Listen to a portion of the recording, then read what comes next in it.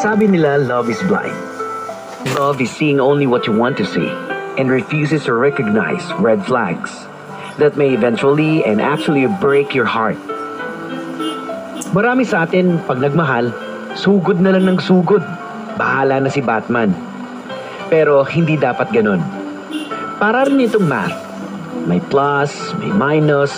Kapag maraming negative o minus points ang isang tao, mas mabuting kalimutan o X na yan at humanap na ng iba. Kasi maniwala ka man o hindi, he or she will break your heart.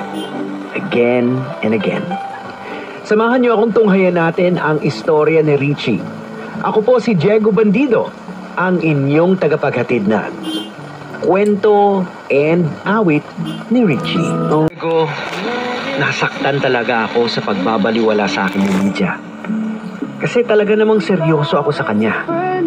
Hindi ko alam kung ano pa ang dapat kong gawin para maniwala siya sa akin. Kaya nagpasya akong manahimik na muna. Kahit nagiging pasahero ko siya sa jeep na pinapasada ko, hindi ko siya kinakausap. Diego, kung kailan hindi ko pinapansin si Lydia, saka naman siya nagpapapansin.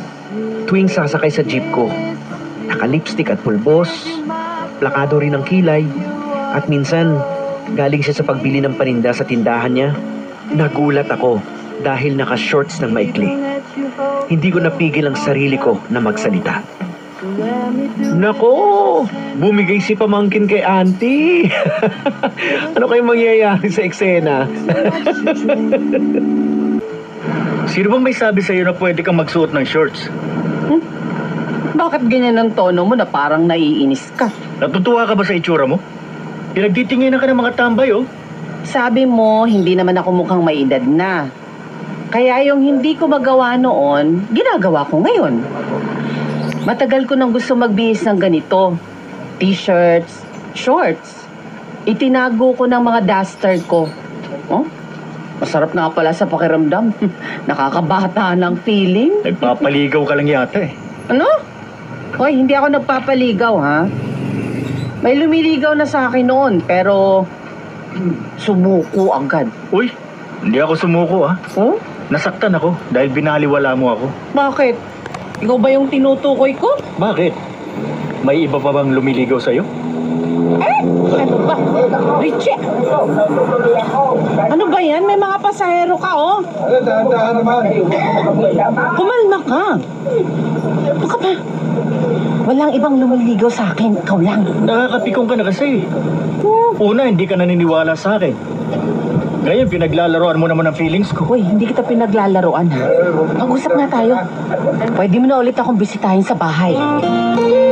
Diego, tama si Dencio.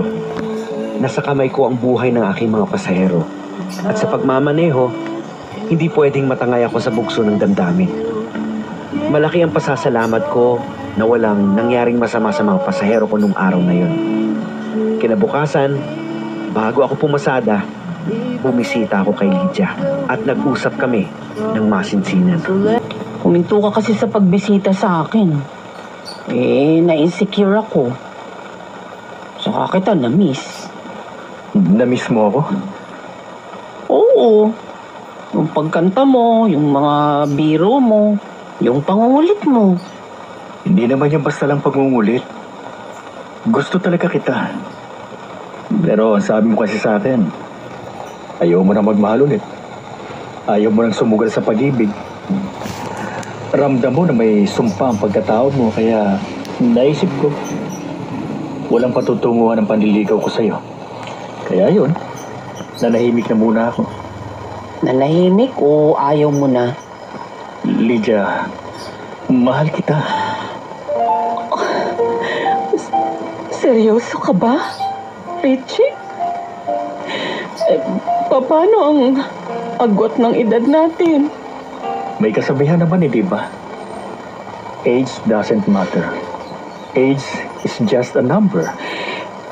Paano kung may makilala kang kasing edad mo at wala pang karanasan? Ang nagmamahal, hindi naghahanap ng qualification o experience, kundi ang hinahanap, equal affection. Ang lalim nun, ha? Huwag ka na nga umiyak. Mahal kita. Kaya kahit mas may edad ka sa akin, mahal kita. Kahit may karanasan ka na, Richie. mahal kita. Dahil sa'yo tumibok ang puso ko. Okay na, naniniwala na ako sa'yo. Talaga? Hindi ka na matatakot na sumubok magmahal ulit? Hindi na. Oo? At sana rin, wala na ang sumpa sa pagkatao ko. Sana, hindi ka na mawala sa akin, Richie. Diego, sa wakas, nagkasundo na kami ni Lydia. Unti-unti akong nag-iipon ngayon para sa susunod na taon. Makapagpakasal na kami.